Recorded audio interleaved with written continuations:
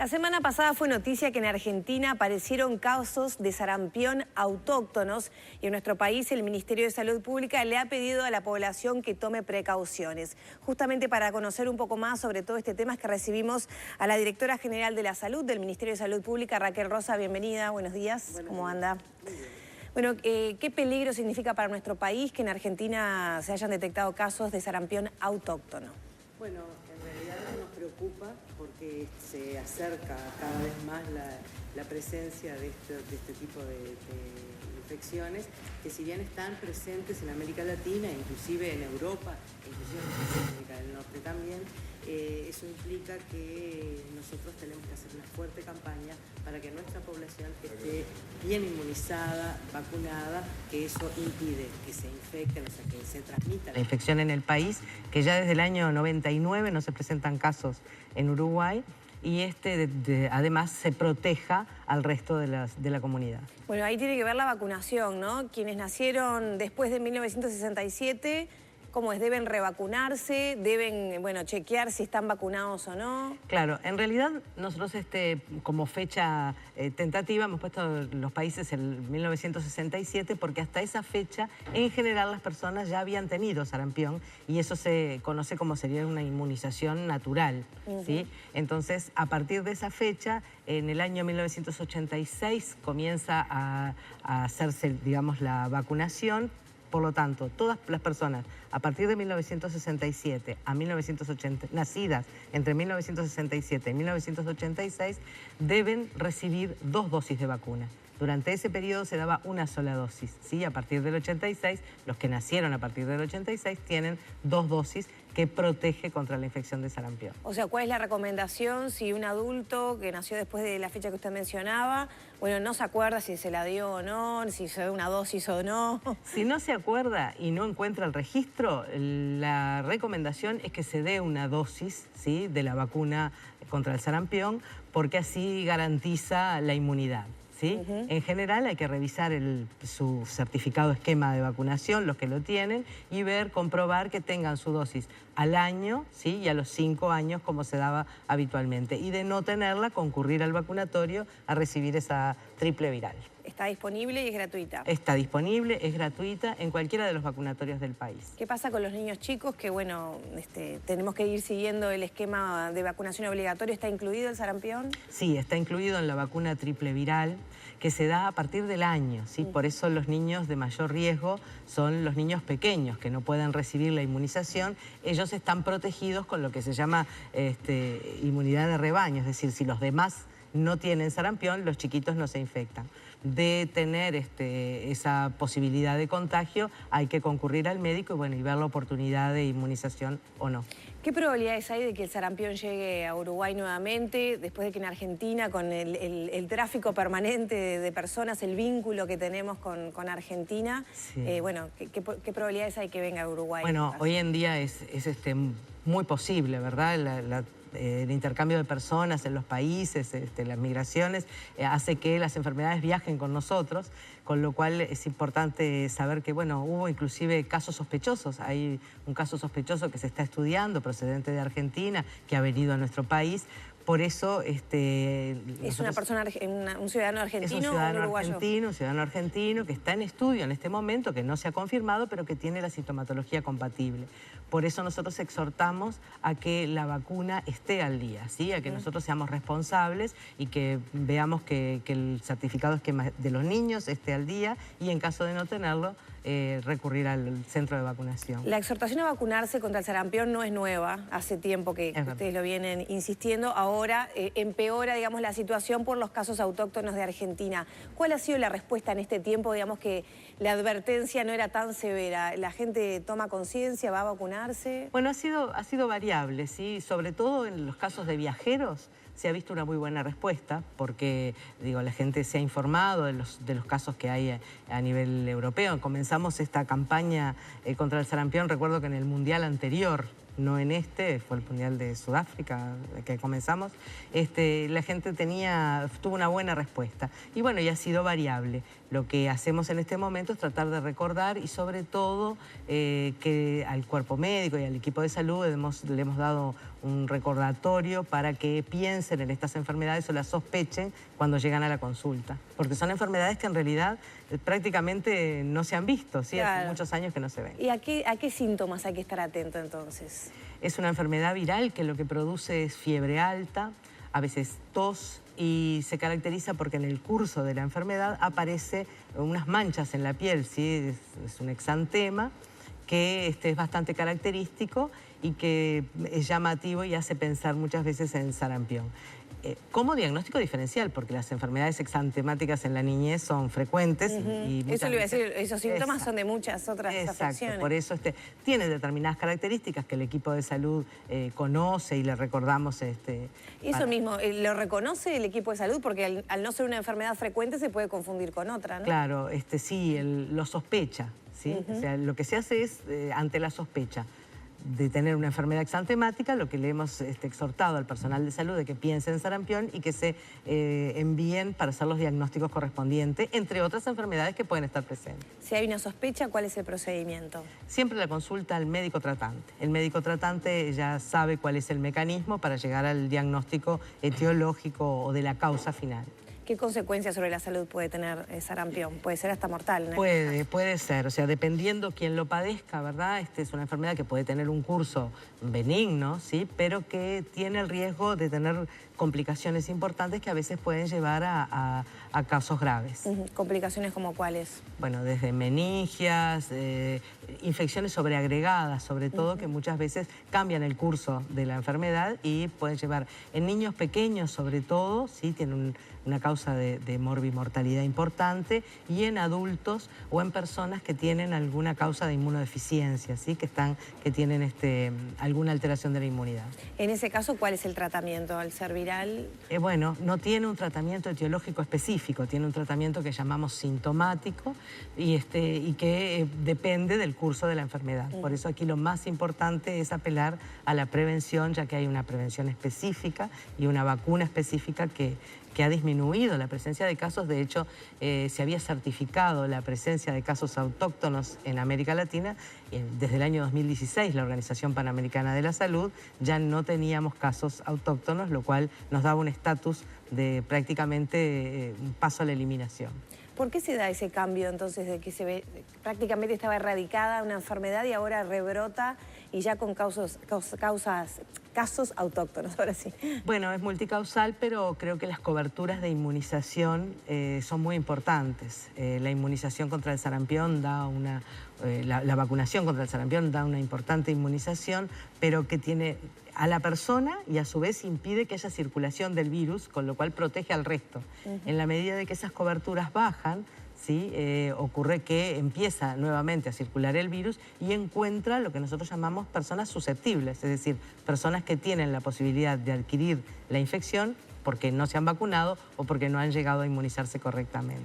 Ya para terminar con este tema, el caso sospechoso de este ciudadano o ciudadana argentina, ¿cómo se procesa? ¿Está en aislamiento? ¿Se interna? Sí, se hace el protocolo epidemiológico, que es cuando se detecta un caso, el niño está en aislamiento y se le hace todo el procedimiento diagnóstico para llegar a la causa final, si se descarta o no. Pero el tratamiento y la inmunización de los contactos como medida epidemiológica se hace aún ante la sospecha. ¿Es un niño? Es un niño, sí, es un niño. ¿De qué edad más o menos? Creo que es un niño escolar, 5 años. Que vino de vacaciones. Exactamente. Bueno, en el cambio de tema, otra de las amenazas de este invierno tuvo que ver con la bacteria, la listeriosis, la listeria, que vino, bueno, alimentos importados contaminados. Seguimos sin contagios en estos días. Sí, no hubo en nuestro país. Nosotros hemos dado una respuesta ante una notificación que ha venido del exterior y que, bueno, por precaución, por supuesto, hemos hecho las medidas correspondientes. Y sobre todo, lo que nos importa es transmitirle a la población que en los congelados, sobre todo, tienen que tener muy en cuenta el etiquetado, ¿sí? Cuando dice que son crudos, vegetales crudos, deben realizarse cocción, no se deben comer en forma directa, ¿sí? Al descongelarlo, porque la cocción es lo que garantiza el efecto bactericida, es decir, que mate cualquier cosa que pueda estar contaminando. Y ahí nos hace pensar en qué controles y qué capacidad tiene Uruguay de detectar algún problema como este cuando importa alimentos. Hablemos, para no abrir tanto el abanico, de los crudos importados, ¿no? Ahí el LATU certifica, la normativa depende del Ministerio de Salud Pública. ¿Qué controles se hacen? Porque ahora no fue que se detectó, sino que fue una advertencia de la OPS. Exacto. Los controles se hacen, sobre todo el LATU realiza los controles en aquellos alimentos que son de consumo crudo, ¿sí? En eso sí se hace un control porque llegan directamente de... ¿Se hace un control de listeria? Sí, se hace un control entre otras cosas, se hace el control microbiológico o bacteriológico en el que se encuentra también esta bacteria. Esta bacteria es una bacteria contaminante del medio ambiente, con lo cual existe muchas veces en pequeñas cantidades y está presente en todos lados. Entonces, en esos alimentos de consumo crudo se le hace para ver cuál es el nivel que tiene, si es el aceptable a nivel internacional o no.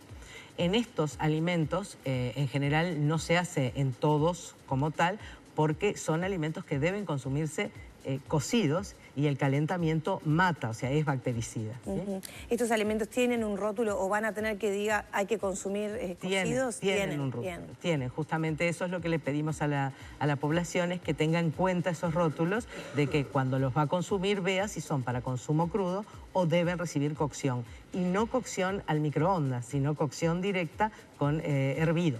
Pero cuando uno compra congelados, ¿sabes? O sea, está la posibilidad de cocina a fuego o microondas. ¿No hay que hacerle caso a esas indicaciones? No, sí, el rotulado dice aquellos que son aptos para consumo en microondas y aquellos que deben ser hervidos. ¿Esto hace pensar en reformular o hacer más estricto algún aspecto de la normativa para detectar nuevos desafíos que nos impone la vida moderna con bacterias como esta, por ejemplo? No, en principio está bastante regulado en ese sentido y hay una norma técnica que caracteriza estas cosas y dice cómo se deben hacer, ¿verdad? Lo que hay que hacer es avisar o tener más en cuenta estas advertencias para que la población recuerde y para que se tenga en cuenta cuándo se debe cocer a microondas, cuándo debe ser hervido y cuándo debe ser consumido crudo. ¿Esta bacteria puede estar presente también en alimentos producidos en Uruguay?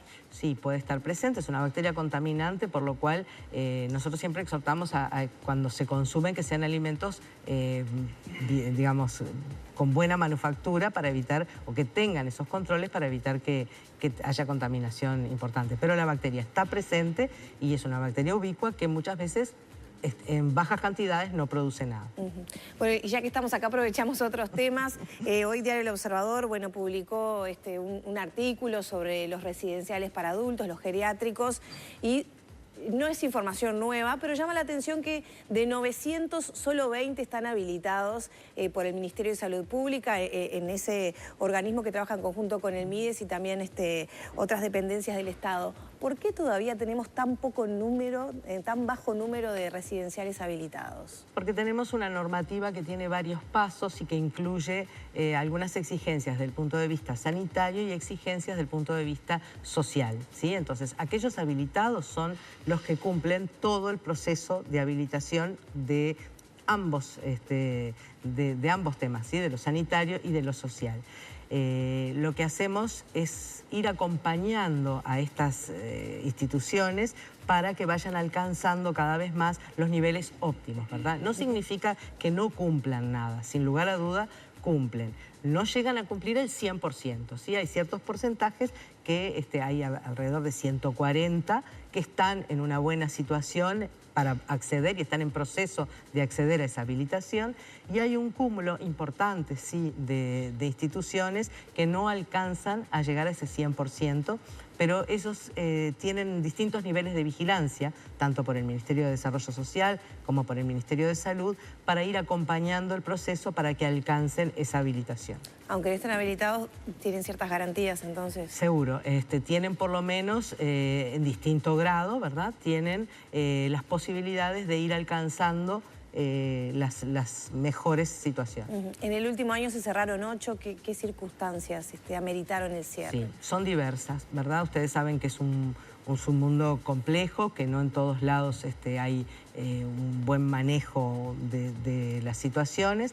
Entonces, cuando se detectan, que puede ser o por notificación o denuncias de la población, o porque se hacen visitas esporádicas para identificar y ver y monitorear estos establecimientos que nosotros llamamos que ingresan como en un sistema de vigilancia, ¿sí? Si se detectan irregularidades, ya sea del punto de vista sanitario a través de salud o del punto de vista social, se actúa inmediatamente para evitar las distintas causas que pueden estar involucradas en esos cierres. Hace unos meses el ministro Basso hizo como un llamado a las familias a no abandonar o dejar depositados a los adultos mayores, justamente como forma de vigilancia social también de lo que pasa en los hogares para adultos mayores.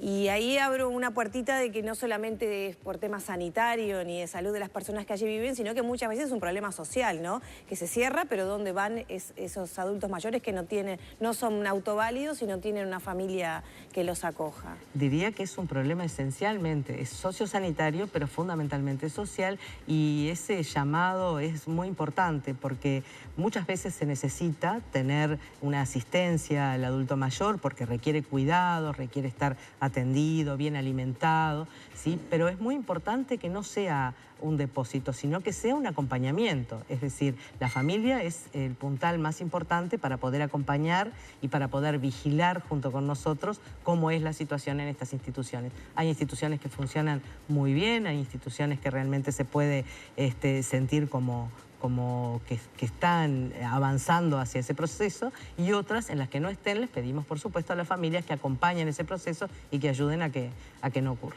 ¿Las situaciones más complicadas se dan en el interior o en Montevideo? No, hay situaciones complicadas en todo el país. En este momento nosotros tenemos en vigilancia unas cuantas instituciones, y algunas funcionan, ya te digo, de una manera muy aceptable, y cuando se detecta alguna situación, ya sea de abuso o de irregularidad, se actúa inmediatamente, o directamente desde el equipo o con la justicia cuando es necesario. Muchísimas gracias. A ti.